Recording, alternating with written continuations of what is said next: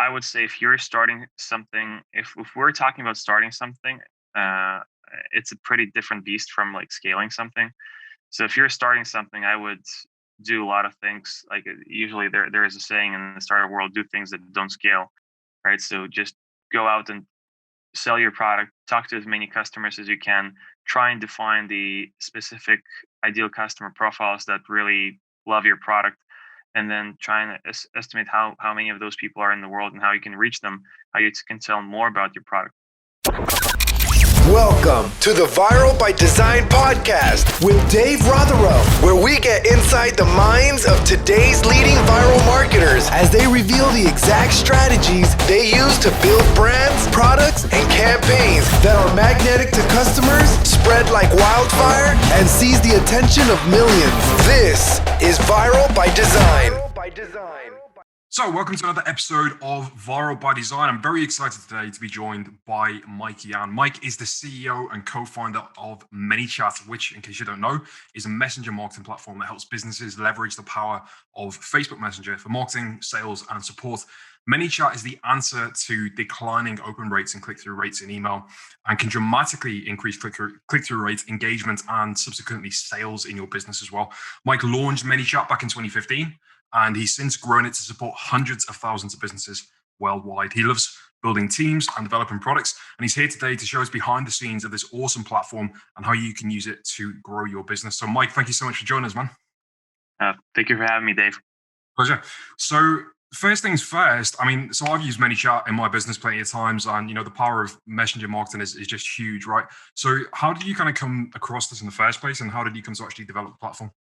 Sure. Back in 2015, actually, most of the messaging apps had closed APIs. And I think it's important to understand from a technical point, we cannot develop for a platform that has a closed API because the platform itself has to basically give permission to the developers like ourselves to automate the messages on the platform. And one of the first platforms in the Western world to do that was Telegram, actually. And Telegram right now is has surged in popularity. At that point, it had 65 million monthly active users. It was July 2015.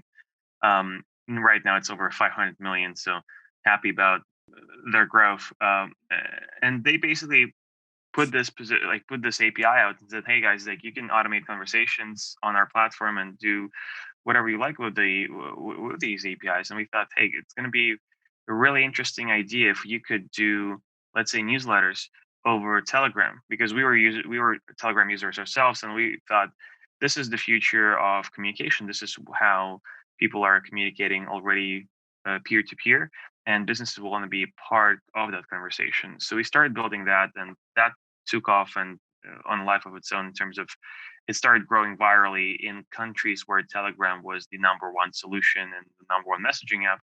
And about 8-9 months later, Facebook Messenger has also opened up their APIs, and that was also a big opportunity because Facebook has a much bigger reach, much bigger number of people, much higher number of people who are using the platform, and not much already millions of businesses who are using Facebook pages. And so in May 2016, we launched for Facebook Messenger and basically invented the whole messenger marketing movement. And now we started with the marketing use cases. So as you were talking about things like we took the email marketing concept and said, hey, this is the use case is going to be applicable to messaging apps. So how can we take the same functionalities and move them over to Messenger? But now it has grown much beyond that. A lot of the things that people are doing on messaging apps are actually not around the re-engagement piece, but much more around the initial short-term user-initiated conversations. So, for example, a use case where you take a Facebook ad and drive it to Messenger instead of driving it to a landing page.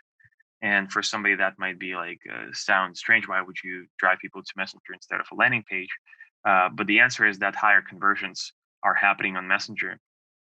The logical reason, the basis for that is that Messenger puts the person into an interactive state of mind, right? When you're going to a landing page, you're looking at it, you're consuming, you're not pressing on buttons. like 89%, 98% of people are not going to be pressing on any buttons, right? The average conversion rate is going to be somewhere around like 2% for a website. On Messenger, the number of people who are going to click on those buttons and start interacting with your business is going to be 10 times that, 20 times that, right? So we're talking about conversion rates and CTRs of like 20, 40%, depending on the message. And the cool thing around that is you could also provide a very personalized experience. So again, on a website, it's you go there, you look at it, and like it's basically one size fits all type of solution. Obviously, you can change websites for different Facebook ad campaigns, but that's hard to do, right? Like if you're not a like you don't have a team of several people, you're not going to be like building out a bunch of these websites. On Messenger, that's super simple because you don't have to worry about like around the different types of designs and everything else. You can just ask a person a question, what are you looking for, right? And provide them with three simple answers of what your business provides. And then depending on their answer, they can go down a conversation that speaks directly to them, right? And about their problems and the things that they're looking for. So I think that's what's super exciting about Messenger and messaging apps in general. It's the interactive part and the fact that you can tailor the experience and the information that you're trying to tell people specifically to their needs. Yeah, well, I think that in and of itself is huge, right? Because people overcomplicate things and they think, okay, I need to build a funnel for this entire offer so that I can test it, and that's potentially thousands of dollars to get somebody to actually make the funnel, do the graphics, write the copy. Whereas, as you're saying, it seems to be lately that a lot more people are responding to that interactive element and just a simpler process where it's just a message. Like I've sold $5,000-$10,000 products literally with ManyChat to a Google Doc, right? Where it's just the call to action Google Doc is responsive as well ManyChat. So it's massive, man. It's really, really powerful. I know as well, one thing which you didn't touch on, which is huge to get across to listeners, is the fact that, for lead gen, you can pre-populate somebody's email from Messenger. So, you can just acquire emails so much easier and drop them into those follow-up sequences.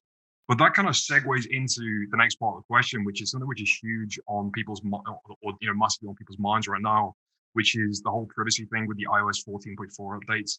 How is that going to impact ManyChat and Messenger marketing as a whole? For sure. To be honest, we haven't received any communication right now from the partnerships teams yet. It may be that it doesn't really affect us in any way, right? And what I'm trying to say is that when you log into Messenger, they already know who you are. So the privacy update will not be a problem for people who are starting conversations or just using the Messenger app itself. I think the problem that could arise is for like certain specific campaigns which have certain specific objectives that they're optimizing, but it's not the majority of our customers. So I think that there was a much bigger transition where, for example, Europe has basically redefined how they see messaging apps and Facebook Messenger app as a consequence, and that changed a lot of the things that we can do in Europe, for example. But those changes are also going to be rolled back, right? So like I think a lot of people have been talking about, oh, these European changes, like it hinders the usage of Messenger in Europe. We now know from the Facebook team that those things are going to be addressed, and those changes are going to be rolled back. So Messenger is going to go back to normal, and in Europe. So I think overall, in the end, the overall trend towards transitioning to messaging apps is one of those inevitable things. It always follows the same pattern. Consumers start using something, and then businesses start using something. Right. So like if you haven't had millions of people using email to message each other, there wouldn't be email marketing because there would be no pool of consumer attention to tap into and to be a part of the conversation. Same thing for websites. Like in the 90s, having a website for your business was not only not necessary, it was kind of a toy, right? It was like who needs a website? Like, oh, you're so like geeky to have a website. And now like it's a part of the checklist to start a business. Like you cannot start a business without having like website, a phone, social profiles, right? Messaging apps are in the same transition period. Yeah. Right now, everybody, like not all businesses understand how important they're going to be. A lot of businesses already do. Like we have over like millions of registered users. But overall, it's going to become the default communication channel because it's not for businesses to decide which channels consumers are going to be using. Consumers have already chosen the channels, and it's only a matter of adoption and implementation of those channels. Yeah, absolutely, man. I know talking of different platforms, that one thing that the kind of next wave that's coming is going to be WhatsApp messaging and those other platforms. So is Yep. that the next kind of primary platform, or are there any others on the horizon? Yeah, so we're already working with WhatsApp and Instagram, and we're going to release those when Facebook basically allows us as partners to release those. It's going to be probably in Q2 this year, but those timelines can change rapidly. This is the current best estimation. New platforms, sure, we're probably going to start working on other things like iMessage, Telegram, and Google Business Messages. So there is lots of really exciting platforms, and all of them are based on chat. So we're super happy. Yeah, that's great, man. Nice. So you guys have enjoyed some pretty meteoric growth as well. You've got like I'd say probably the biggest market share when it comes to this as well. Would you put that down to just being the first mover, or have there been some kind of tips and strategies that you could share with our audience about how you've done that? Yeah, for sure. I don't think it's about like we're not the first mover in the platform. We were the first platform to like certainly we were a part of the first wave of the messaging solutions and chatbot platforms. But to be clear, like there were like 40 other platforms that started as Facebook has opened up, and a lot of people have raised money much faster than we did and build their products in a way faster than we did. Now, I think the thing that separates ManyChat from the rest of the pack is the focus on a specific use case and a specific target audience, and that target audience and use case being very popular. I think what a lot of people mistake is that like you have to be a first mover in a certain market to achieve success, and that's not true usually. You probably have to be the first person to achieve product market fit, and not only that, but also the other fits. So the pricing model fit, the channel fit, all the things to actually make sure you're aligned to ride that wave. And a lot of times, people focus too much on the other things, which might not be like relevant. The fact that there is more people in the space, for example, doesn't really mean much. You don't have to worry about competitors. You have to worry about the is there an opportunity to serve your customers? Like, are there people with unfulfilled needs where your product can help them get them to a better state? And if there are, that's the opportunity. That's the market that's open, and it doesn't matter if there's are 20 other players. Yeah, that makes sense. So how do you actually acquire customers then? Do you run ads, or do you work with partners, or what's your kind of customer acquisition strategy? Yeah.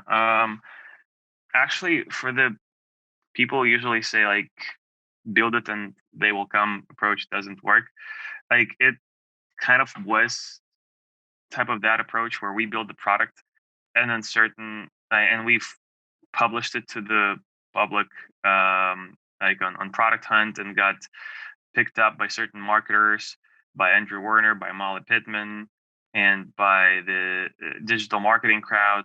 And then we got featured on TNC. It was kind of like that type of movement. I Even if I wanted to, I don't think that we could replicate that type of movement without that organic pull.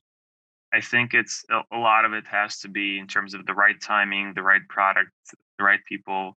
In terms of our after that, we've actually tried a bunch of like a lot of channels.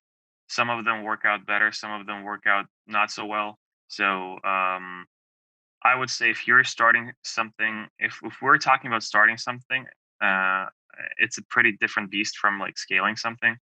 So if you're starting something, I would do a lot of things. Like usually there is a saying in the startup world: do things that don't scale, right? So just go out and sell your product, talk to as many customers as you can, try and define the specific ideal customer profiles that really love your product, and then try and estimate how many of those people are in the world and how you can reach them, how you can tell more about your product. I think part of our success was that we thought, hey, we want to go after a very specific crowd. Like, we're not going to go after everybody. We're not going to go after big businesses. We're not going to go after like these guys. Like, there were so many things that you could do, right? And so many avenues that you could take. We said, hey, like there's this email marketing use case, and we think Messenger is going to be great for that, and we're going to transition it. So we went basically after digital marketers. And when we would be talking about the product, we would be talking their language. We would be talking about the open rates, CTR rates, and CTRs. And that's the thing. I think that's very important. Understanding your customer. I think a lot of, and we've fallen throughout the years. We've fallen prey to the same type of challenges on our path. When you try and go after a really broad market and you haven't really defined it and you don't know who you're really serving, and I think that's a big issue, especially like it's possible to figure out when you're later down the line and to focus yourselves. It's impossible. It becomes a critical block where you're just starting, because if you don't know specifically who you're going after when you're just starting, you don't have enough resources to serve multiple markets. You have to really nail it down.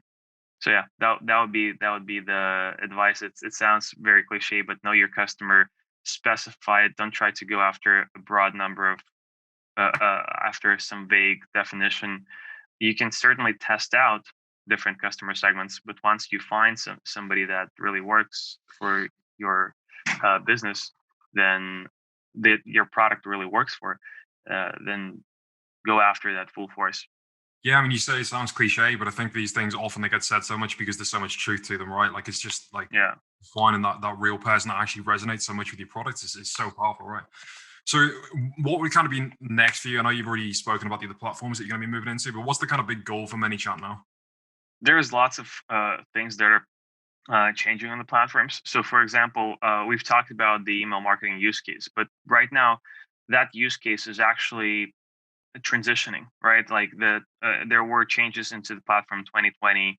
The content that you can send out and broadcast after 24 hours, there is lots of restrictions around that. So I don't think that you can continue thinking about Messenger in the same metaphor of like you've been doing email marketing, let's transition it to Facebook Messenger. I think a lot of it will have to do with re-examining the fundamentals and re-examining the how you use the platform and understanding its uniqueness.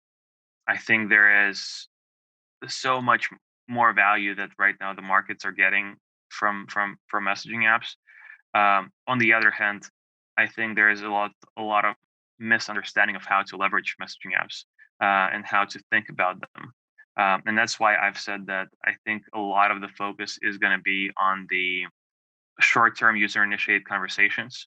So situations where it's less about the business re-engaging and the business doing like outbound through these channels, because they're very, very private, they're very, very sensitive, and directly, like frankly, Facebook will not, I think, be supporting those unlimited type of conversations and outbound conversations that the marketers have enjoyed for the first several years of the platform. That's why we've invested in new alternative channels, things like SMS and email, so that the re-engagement use case continues to be closely aligned with the data that you've gathered through interactive portions of messaging. So basically, you can have a conversation, automated conversation on Messenger, get the email, and then continue using those answers and that info when you're going to be doing the re-engagement email or the re-engagement SMS to get the person back into the conversation, or to stay and have that conversation through that channel itself. So I think it's two things: short-term user-initiated conversations.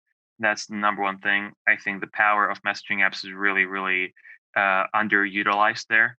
I think a lot of people think about messaging apps right now, and we've been a part of that of creating that type of image. I think with certain messaging, but again, platforms change, policy change. I think the world of marketing is always shifting. People have been thinking, oh, I get a list, right? Like I need to like get people on the list, and then I'm going to be doing like broadcasting or sequences and everything else. And I think a lot of it is going to be much harder to do on messaging apps, and the value is that those use cases should be delivered through things like email and SMS, because that will not get you blocked. That will not get like a reviewer, some reviewer like falsely positively flagging your page, or actually not falsely, but like accurately flagging your page for misusing the tags or something.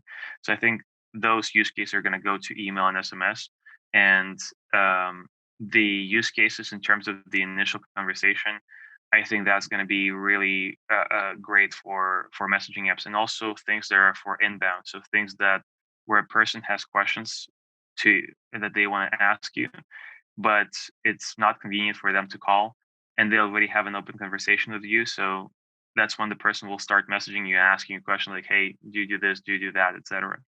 And those are also underutilized tremendously right now. I think a lot of the value is going to be in those incoming conversations. So we're working on all of these fronts right now, and there's several parts of the team who are working on the short-term user-initiated conversation. Some of the team is working on the re-engagement piece through independent channels. Some of the team is working on how do we help people and businesses handle the conversations properly. And we're seeing more and more people adopt right now in terms of the new accounts that are being created on ManyChat. Like that number is continuing to grow rapidly. So Yeah. That's awesome, man. Well, Mike, thank you so much. I know you're a busy guy, got to shoot off, but I really appreciate you taking the time to talk to us about this platform. It's an incredible thing you built. You know, I know it's helped a lot of people make a lot of money and engage with a lot of customers that they've in turn been able to help. So, yeah, thanks so much for your time. I really appreciate it. no problem. Thanks for having me, Dave. This has been the Viral by Design podcast with Dave Rotherow. For more viral marketing secrets and to get detailed cliff notes on all episodes, visit viralbydesign.net.